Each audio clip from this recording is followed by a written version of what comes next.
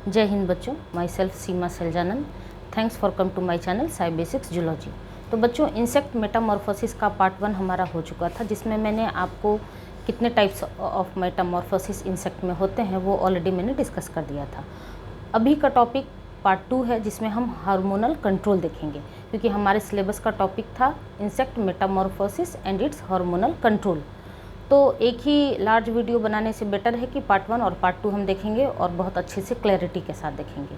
तो मेनली बच्चों, मैंने क्या आपको बताया था कि 4 तरह के इंसेक्ट मेटामॉर्फोसिस मीन्स इंसेक्ट में 4 तरह के मेटामॉर्फोसिस देखे जाते हैं। पहला ए मेटाबोलस, दूसरा हेमी मेटाबोलस, तीसरा होलो मेटाबोलस और चौथा हाइपर मेटाबोलस। ए मीन्स एब्सेंट होता है, मीन्स उसमें किसी तरह का मेटामॉर्फोसिस नहीं देखा जाता है, ए मेटाबोलस। दूसरा हेमी, हेमी मीन्स हाफ या फिर इनकम्प्लीट या फिर ग्रेजुअल मेटामॉर्फोसिस। 2-3 नाम मैंने ऑलरेडी डिस्कस किया था। तो बच्चों, मैं आपको रिकमेंड करूंगी कि आप कॉन्टिन्यूएशन में पार्ट 1 और पार्ट 2 दोनों देखिएगा, तब आप अपना सेल्फ जो है सो खुद से अपना नोट्स प्रिपेयर करिएगा, आपके लिए वो ज़्यादा बेनिफिशियल होगा। तो हेमी में मैंने आपको याद रखने के लिए क्या ट्रिक बताया था कि हेमी में एम आता है और एम के जस्ट बाद क्या आता है, एन। तो हेमी में क्या देखा जाता है, egg, then nymph and then adult. उसमें नीम्फ का स्टेज देखा जाता है, अर्ली नीम्फ, लेट नीम्फ, ये सब मैंने बताया था। उसके बाद होलो में एल आता है, तो एल फॉर नहीं, मतलब होलो, इसमें लेटर एल यूज़ होता है। तो एल और लार्वा, L2 रूल आप याद रख सकते हैं। तो इसमें egg, larva, pupa and adult stage होता है। ये कंप्लीट मेटामॉर्फोसिस होता है होलो। और हाइपर मेटामॉर्फोसिस में मैंने बताया था कि ये special type of holo metamorphosis है, मीन्स कंप्लीट मेटामॉर्फोसिस का ही स्पेशल वर्जन होता है। उसमें स्पेशल क्यों? क्योंकि उसका जो लार्वल स्टेजेस है, जैसे कि मैंने आपको बताया, first instar larva, second instar larva, third instar larva, 2-3 stages में लार्वल फॉर्म्स, उससे पहले भी मैंने आपको पढ़ाया था लार्वल फॉर्म्स, तो 2-3 स्टेजेस में देखा जाता है। तो वो एक स्पेशल टाइप ऑफ मेटामॉर्फोसिस होता है, होलो मेटामॉर्फोसिस का स्पेशल टाइप होता है। तो ये चारों मैंने आपको एक बार रिवाइज भी करवा दिया ताकि आप कनेक्ट कर पाइए। अब ये जो कंप्लीट मेटामॉर्फोसिस होता है, होलो मेटामॉर्फोसिस जिसको बोला जाता है, उसमें उसके लिए कुछ हार्मोन्स उसमें देखा जाता है, कुछ हार्मोन्स का काम। जैसे कि हमारे बॉडी में आपने इंडोक्राइनोलॉजी में पढ़ा होगा डिफरेंट हार्मोन का फंक्शन, तो उसी तरह इंसेक्ट्स में भी होता है। तो इस वीडियो में मैं यही डिस्कस करने वाली हूँ कि कौन सा हार्मोन्स और किस स्टेज में किस तरह से काम करता है, किसका ज़्यादा होना ज़रूरी है, किसका एब्सेंट होना किस स्टेज में ज़रूरी है, ये सब हम देखेंगे। ठीक है बच्चों, तो आइए स्टार्ट करते हैं। Hormonal control of insect Metamorphosis. तो आज का हमारा टॉपिक क्या है, hormonal control of insect Metamorphosis. तो सबसे पहले मैं आपको बताऊंगी कि मेजर कौन कौन से हार्मोन्स इन्वॉल्व होते हैं। तो 3 मेजर हार्मोन्स होते हैं इन्वॉल्व इस पूरे प्रोसेस में। सबसे पहला PTTH, प्रोथोरैसिकोट्रोपिक हार्मोन। PTTH का फुल फॉर्म होता है प्रोथोरैसिकोट्रोपिक हार्मोन, फर्स्ट हार्मोन हो गया। दूसरा आपको एक डाइसोन का नाम आपने सुना होगा, ये क्या है, मोल्टिंग हार्मोन होता है। और तीसरा juvenile hormone, JH, J for juvenile और H फॉर हार्मोन। तो 3 मेन हार्मोन का फंक्शन हम देखेंगे, किस स्टेज में कौन सा हार्मोन का ज़्यादा होना ज़रूरी होता है, किस स्टेज में किस हार्मोन का एब्सेंट होना ज़रूरी होता है। ये सब कुछ मैं डायग्राम के थ्रू भी आपको समझाऊंगी और फ्लो चार्ट के भी थ्रू। तो 3 हार्मोन, PTTH, एक डाइसोन एंड JH। अब इन तीनों हार्मोन के बारे में थोड़ा सा कुछ जो 2-4 मेन कैरेक्टरिस्टिक पॉइंट्स हैं वो हम देखेंगे। तो सबसे पहला क्या है आपका PTTH, प्रोथोरैसिकोट्रोपिक हार्मोन। यह कहाँ से सेक्रेट होता है, तो सेक्रेटेड बाय न्यूरोसेक्रेटरी सेल्स, जो कहाँ स्टोर्ड होता है, स्टोर्ड इन कॉर्पोरा कार्डियाका। ये ब्रेन का एक पार्ट माना जाता है, कॉर्पोरा कार्डियाका जो ब्रेन का एक पार्ट है। और ये सेक्रेट कहाँ होता है, ऑब्वियस है ब्रेन का पार्ट है, तो न्यूरोसेक्रेटरी सेल्स से होगा। अभी जब मैं डायग्राम एक्सप्लेन करूँगी तो ये पॉइंट और अच्छे से क्लियर होगा। तो अभी आप समझिए कि PTTH कहाँ से सेक्रेट होते हैं, तो सेक्रेटेड बाय न्यूरोसेक्रेटरी सेल्स। जो ये जो न्यूरोसेक्रेटरी सेल्स है वो कहाँ स्टोर्ड होते हैं, कॉर्पोरा कार्डियाका। चलिए मैं आपको अभी साथ ही साथ समझा देती हूँ तो और अच्छे से क्लियर होगा। यहाँ देखिए ये क्या है, ये है इंसेक्ट का ब्रेन, ये जो आपको बीच में दिख रहा है ये है इंसेक्ट का ब्रेन। और ये जो पॉइंट्स निकले हुए हैं ये है आपका न्यूरोसेक्रेटरी सेल्स, ये आपको दिख रहा है न्यूरोसेक्रेटरी सेल्स। तो यही न्यूरोसेक्रेटरी सेल्स जो है ये सेक्रेट करता है क्या, PTTH, प्रोथोरेसिकोट्रोपिक हार्मोन। और ये जो PTTH है ये स्टोर्ड कहाँ है, तो ये स्टोर्ड है कॉर्पोरा कार्डियाका, CC फॉर कॉर्पोरा कार्डियाका। यहाँ भी आप देख रहे हैं, यहाँ भी देख रहे हैं। तो आप देख रहे हैं ये जो पॉइंट्स निकले हुए हैं न्यूरोसेक्रेटरी सेल्स, ये कहाँ स्टोर्ड है, तो कॉर्पोरा कार्डियाका में। और ये जो PTTH हार्मोन है वो कहाँ से सेक्रेट होता है, तो इसी न्यूरोसेक्रेटरी सेल्स के थ्रू सेक्रेट होते हैं। तो secreted by neurosecretory cells stored in corpora cardiaca. इसका फंक्शन क्या है, तो stimulates prothoracic gland to secrete ecdysone. ये स्टिमुलेट करता है किसे, अब देखिए यहाँ से इस तरह से PTTH आया है और ये है आपका क्या, प्रोथोरेसिक ग्लैंड। तो इसको ये स्टिमुलेट करता है कि सेल को सिग्नल मिल चुका है, तुम जो है सो इग्डाइसोन का सेक्रेशन करो। तो ये इग्डाइसोन को सेक्रेट करने के लिए रिस्पॉन्सिबल होता है। Stimulates prothoracic glands to secrete ecdysone. दोनों पॉइंट क्लियर हो गए। सबसे पहला point, secreted by neurosecretory cells. Neurosecretory cells कहाँ स्टोर होते हैं, ब्रेन के किस पार्ट में स्टोर होते हैं, कॉर्पोरा कार्डियाका में, CC फॉर कॉर्पोरा कार्डियाका। मैंने डायग्राम में आपको बताया। उसके बाद दूसरा फंक्शन, दूसरे पॉइंट्स क्या हैं, तो स्टिमुलेट्स, किसे स्टिमुलेट करता है, तो ये देख रहा है प्रोथोरेसिक ग्लैंड को, जैसे इंडोक्राइन ग्लैंड में आपने पिट्यूटरी ग्लैंड का नाम सुना होगा। तो उसी तरह इंसेक्ट में क्या होता है, प्रोथोरेसिक ग्लैंड होते हैं, उसको ये स्टिमुलेट करता है कि तुम एक डाइसोन का सिक्रेशन करो। तो ये क्या करता है, एक डाइसोन का सिक्रेशन करता है। Stimulates prothoracic glands to secrete ecdysone. दोनों पॉइंट क्लियर हो गया बच्चों। अब आइए दूसरा हार्मोन, दूसरा क्या है, दूसरा है आपका एक डाइसोन। अब यहाँ से सेक्रेट हुआ, एक डाइसोन आया। एक डाइसोन क्या होता है, कहाँ से सेक्रेट होता है, सेक्रेटेड बाय प्रोथोरेसिक ग्लैंड।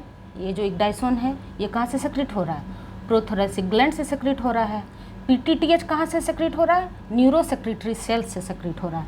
तो ये एक कॉन्टिन्यूस स्टेप वाइज प्रोसेस है, ठीक है। सबसे पहला हार्मोन PTTH, और PTTH को कौन सेक्रेट करता है, कि न्यूरोसेक्रेटरी सेल्स करता है। न्यूरोसेक्रेटरी सेल्स कहाँ स्टोर होता है, तो कॉर्पोरा कार्डियाका में।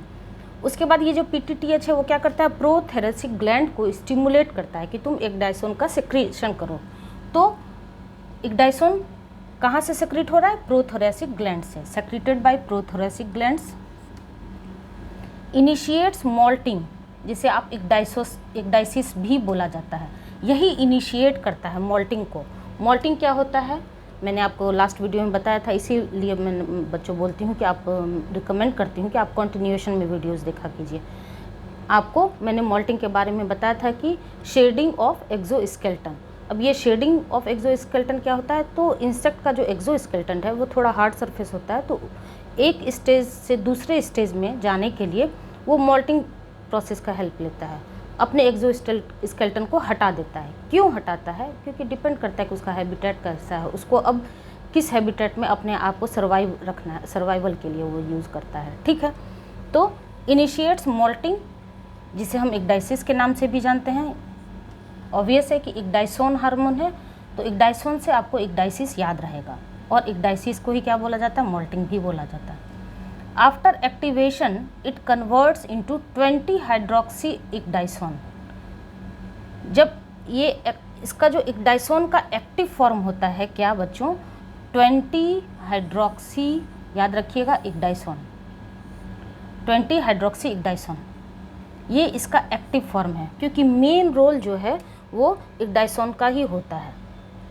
PTTH पहले प्रोथोरेसिक ग्लैंड को स्टिमुलेट करता है कि तुम इग्डाइसोन को सेक्रेट करो, और इग्डाइसोन का एक्टिव फॉर्म क्या होता है, 20 हाइड्रोक्सी इग्डाइसोन। तो after activation it converts into 20 hydroxy ecdysone, जो क्या है, जो कि एक एक्टिव फॉर्म है, ठीक है। It directs the process of cuticle formation and tissue reorganisation. और यही जो है एक्टिव फॉर्म ये डायरेक्ट करता है किस प्रोसेस को, तो क्यूटिकल का फॉर्मेशन करने के लिए, क्योंकि अब एक्सोस्केलेटन का शेडिंग हो चुका है तो फिर से उसको चाहिए बॉडी पे एक्सोस्केलेटन, तो वो क्यूटिकल का फॉर्मेशन करता है और टिश्यू का रीऑर्गेनाइजेशन करता है, ठीक है बच्चों, ये पॉइंट क्लियर। अब थर्ड हार्मोन है आपका जुवेनाइल हार्मोन। तो जुवेनाइल हार्मोन ये कहाँ से सेक्रेट होता है, तो it is secreted by corpora allata. एक नाम आपने क्या सुना, कॉर्पोरा कार्डियाका, दूसरा नाम क्या है कॉर्पोरा एलाटा, ये भी ब्रेन का ही पार्ट है। तो ये ऊपर वाला पोर्शन कॉर्पोरा कार्डियाका, जहाँ से क्या है, जहाँ पर क्या स्टोर किए हुए हैं न्यूरो सेक्रेटरी सेल्स, और उसी के जस्ट नीचे है आपका कॉर्पोरा एलाटा। और आप इस वाले डायग्राम में देखिए, ये चाहे यहाँ से हो चाहे यहाँ से हो, कॉर्पोरा एलाटा जहाँ होगा वहीं से जुवेनाइल हार्मोन का सेक्रेशन होता है, वहीं पाया जाता है। सेक्रेटेड बाय कॉर्पोरा एलाटा, कहाँ से सेक्रेट होगा corpora allata. A pair of endocrine glands near brain, अब देख रहे हैं दो आपको दिख रहा है ना corpora allata, a pair of endocrine glands, और वो कहाँ पाया जाता है नियर ब्रेन, ब्रेन के पास। It decides the nature of the molt, और यही जो है जुवेनाइल हार्मोन यही मोल्ट का नेचर डिसाइड करता है, क्योंकि एक मोल्टिंग स्टेज तो होगा नहीं, तो वो मोल्ट क्या है, तो देखिए यहाँ है आपका क्या जुवेनाइल हार्मोन अगर हाई होगा और उसके साथ अगर इक्डाइसोन मिक्स है, यहाँ देखिए ये वाला फर्स्ट वाला डायग्राम, ये जुवेनाइल हार्मोन हाई है और इक्डाइसोन दोनों मिलके क्या करता है अर्ली लार्वा, तो लार्वा से अर्ली लार्वा का फॉर्मेशन।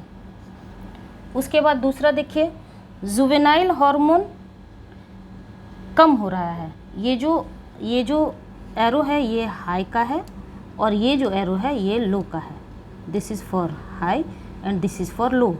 अगर जुवेनाइल हार्मोन ये लो हो रहा है और इक्डाइसोन के साथ मिक्स हो रहा है, तो फिर ये लार्वा किस स्टेज में कन्वर्ट हो जाता है, प्यूपा में। आपको मैंने बताया था ना होलोमेटाबोलस में, egg, larva, pupa and adult, या फिर egg, early larva, later larva and then pupa and then adult. ठीक है, तो आप देख रहे हैं यहाँ पर अर्ली लार्वा स्टेज में यहाँ पर जुवेनाइल हार्मोन हाई है और इक्डाइसोन भी है। जुवेनाइल हार्मोन ये अर्ली लार्वा है, उसका लेटर लार्वा में भी जुवेनाइल हार्मोन हाई ही है, बट इसके कंपैरिजन में थोड़ा कम है, बट हाई ही रहता है। तो जुवेनाइल हार्मोन और इक्डाइसोन ये कन्वर्ट किस में हो गया, लेटर लार्वा। अब ये थर्ड वाला आप देख रहे हैं यहाँ पर जुवेनाइल हार्मोन कम हो रहा है, तो जब जुवेनाइल हार्मोन कम हो जाएगा और इक्डाइसोन के साथ मिक्स होगा तो ये कौन सा स्टेज हो जाएगा, प्यूपा।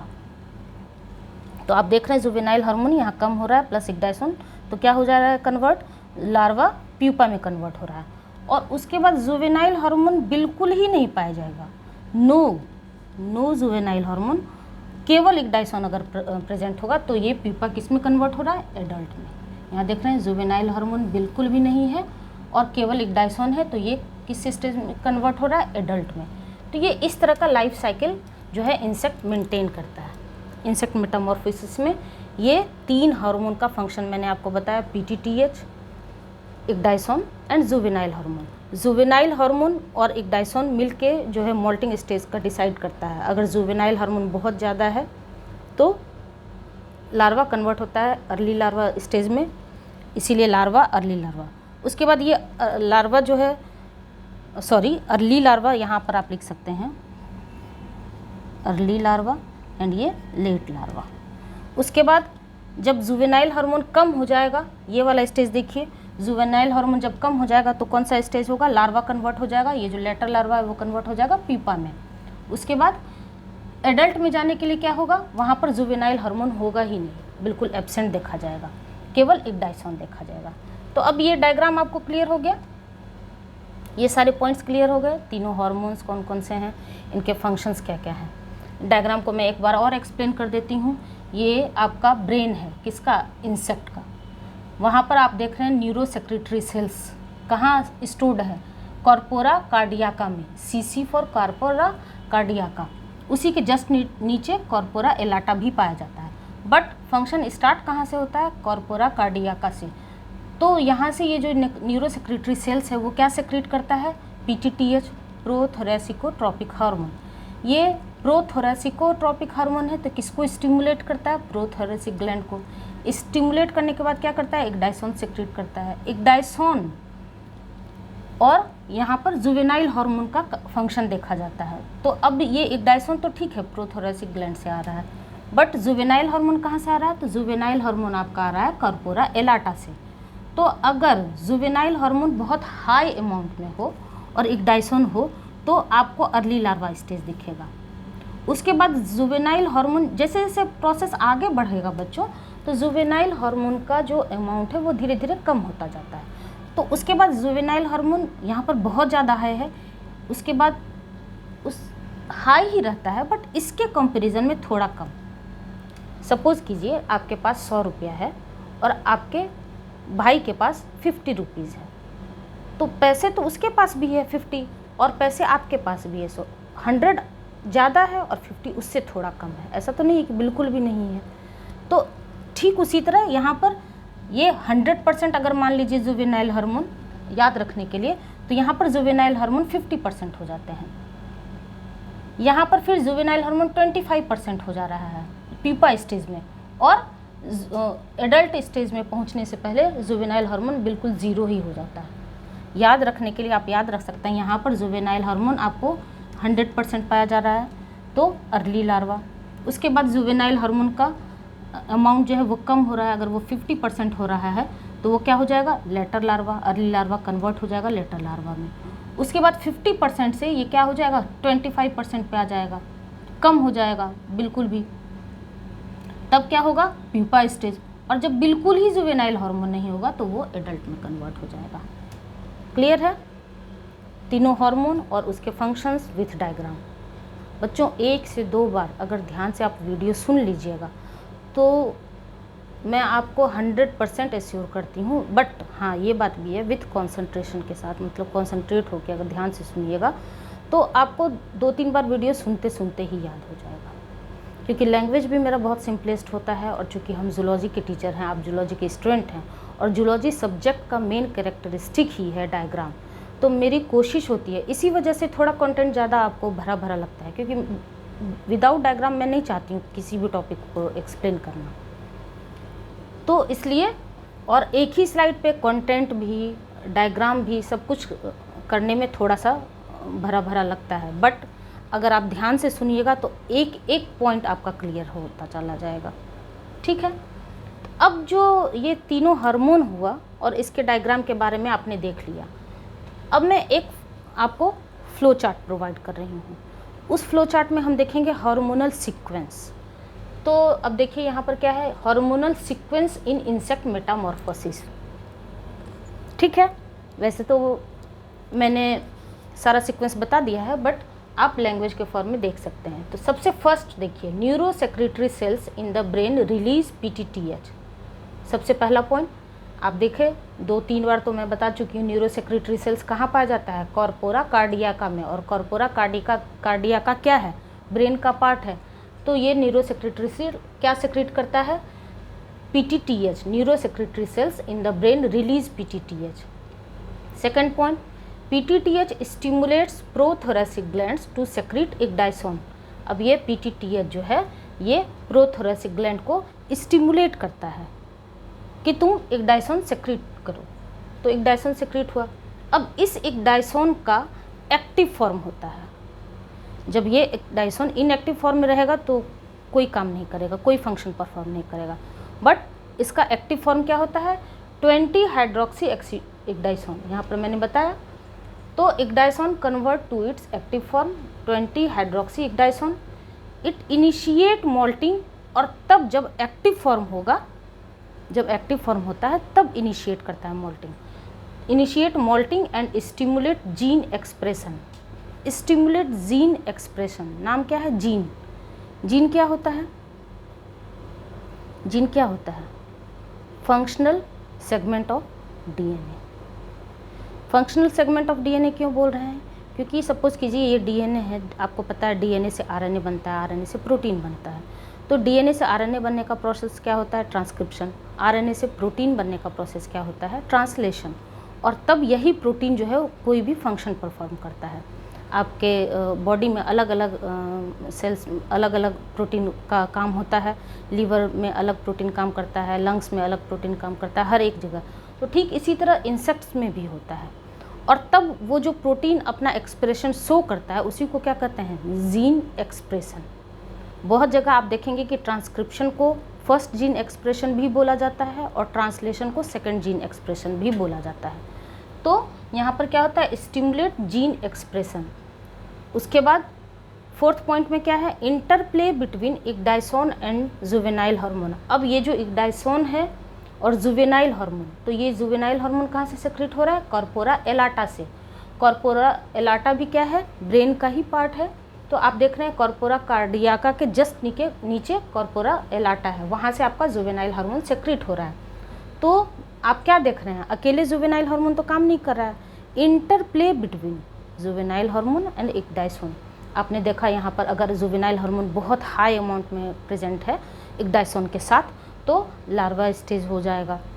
उसके बाद अगर उससे फिर धीरे धीरे जुवेनाइल हार्मोन का जो अमाउंट है वो धीरे धीरे कम होता जाता है। इसीलिए मैंने बताया कि किस स्टेज में किस हार्मोन का ज़्यादा होना ज़रूरी है, किस स्टेज में किस हार्मोन का कम होना ज़रूरी है। जब उससे थोड़ा कम होता है तब ये अर्ली लार्वा कन्वर्ट हो जाता है किसमें, लेटर लार्वा में।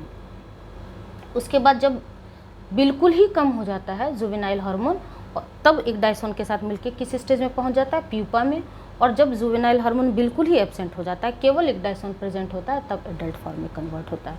तो यही लिखा हुआ है, interplay between ecdysone and juvenile hormone determines whether a insect remains in the. अब ये इंसेक्ट किस स्टेज में होगा ये डिसाइड कौन करता है, यही इक्डाइसोन और जुवेनाइल हार्मोन का अमाउंट। तो अगर लार्वल स्टेज है तो वही जुवेनाइल हार्मोन प्लस इक्डाइसोन। तो जुवेनाइल हार्मोन का आप देख रहे हैं एरो बहुत हाई है। देन ट्रांसफॉर्म्स इनटू पीपा, तो वहाँ पर जुवेनाइल हार्मोन कम हो जाता है इक्डाइसोन के साथ मिलके और बिकम्स एन एडल्ट। पीपा में ही रहना है या फिर एडल्ट में कन्वर्ट होना है। तो अगर एडल्ट में कन्वर्ट होना है तो यहाँ पर जुवेनाइल हार्मोन बिल्कुल ही एब्सेंट हो जाता है, केवल इक्डाइसोन होता है। ये हो गया बच्चों आपका फ्लो चार्ट बोल लीजिए, हार्मोनल सीक्वेंस बोल लीजिए इंसेक्ट मेटामॉर्फोसिस का। तो इस तरह से बच्चों मैं जो आपको पढ़ाती हूँ ना, इसी को बोलते हैं माइंड मैप। ये जो मैं आपको इस तरह से वाइट बोर्ड पे एक स्लाइड पे सब कुछ प्रोवाइड करती हूँ, इसी को बोला जाता है माइंड मैप। माइंड मैप और कुछ नहीं होता है। मीन्स माइंड मैप मीन्स ये होता है कि आप जिस टॉपिक के बारे में पढ़ रहे होते हैं उस टॉपिक के बारे में एक समरी स्लाइड आपको सब कुछ बताए। वहीं पर आप देख रहे हैं मैं कि वर्ड भी यूज़ कर रही हूँ, बुलेट पॉइंट्स भी यूज़ कर रही हूँ, फ्लो चार्ट के थ्रू आपको एक्सप्लेन भी कर रही हूँ कि किस फ्लो में सीक्वेंस में आपका ये जो फंक्शन परफॉर्म होता है वो होता है, प्लस डायग्राम।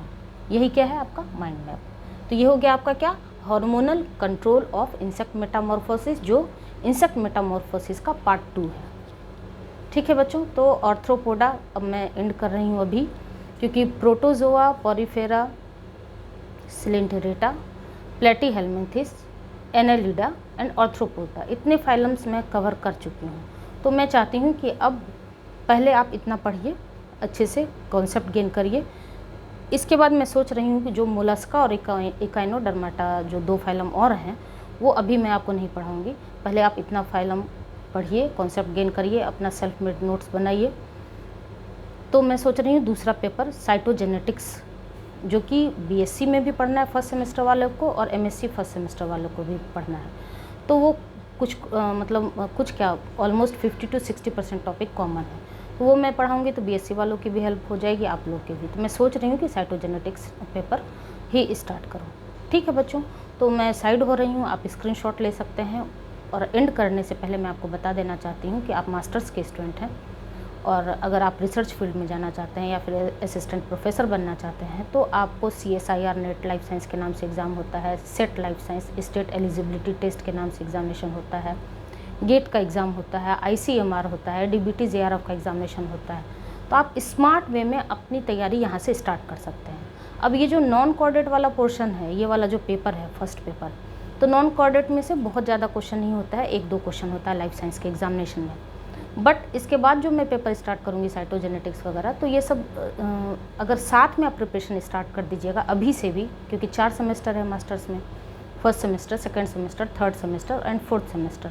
तो सेमेस्टर वाइज जो पेपर साइटोजेनेटिक्स मीन्स उसमें आपको जेनेटिक्स भी है और कुछ पोर्शन सेल बायोलॉजी का भी है। तो साथ ही साथ अगर तैयारी शुरू कर दीजिएगा तो आपके लिए अच्छा होगा, बेनिफिशियल होगा। और अगर आप सेपरेट वीडियो चाहते हैं लाइफ साइंस के लिए तो set life science Sai basics के नाम से एक और चैनल मैंने ओपन कर दिया, वो भी आप सब्सक्राइब कर सकते हैं। या फिर अगर सिविल सर्विसेज में जाना चाहते हैं और zoology as an optional subject choose करते हैं तो मैं मेंस के लिए सब्जेक्टिव पेपर के लिए तैयारी करवाती हूँ, वहाँ इंडियन फॉरेस्ट सर्विस के लिए भी और IAS के लिए भी। उस चैनल का नाम है UPSC जूलॉजी साई बेसिक्स। तो पैरेलल में हमारा तीनों चैनल रन कर रहा है। आपको जिस चैनल से आप बेनिफिटेड हो वो चैनल आप सब्सक्राइब करते हैं, वो आपके कर सकते हैं और वो आपके ऊपर डिपेंड करता है। ठीक है बच्चों, तो अगर ये सारे वीडियोस कहीं से भी आपके लिए हेल्पफुल होते हो तो लाइक शेयर एंड सब्सक्राइब जरूर करिए, अपने दोस्तों में भी शेयर करिए, और कुछ भी फीडबैक देना हो तो कमेंट सेक्शन में ज़रूर बताइएगा। ठीक है, मिलते हैं नेक्स्ट वीडियो में, तब तक के लिए थैंक यू।